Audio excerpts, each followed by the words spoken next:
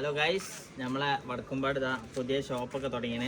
പല പല variety items ഉണ്ട്. ഇതാ ഇത് കണ്ട അത് ഇതെന്താ പടക്കോ, ഇതെന്താണ് ചായ് ചോയിങ്കം, പിന്നെ എന്താണ് ഉപ്പിലിട്ടത്, അങ്ങനെ പല ജാതി വെറൈറ്റി സാധനങ്ങളുണ്ട്.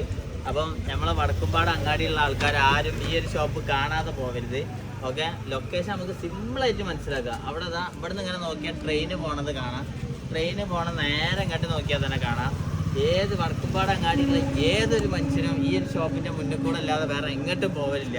ഓക്കെ, അപ്പൊ ഇതിന്റെ ശരിക്കുള്ള ഓണർ ആരാണ്? ഇവരാണ് ഇതിന്റെ ശരിക്കുള്ള ഓണർ.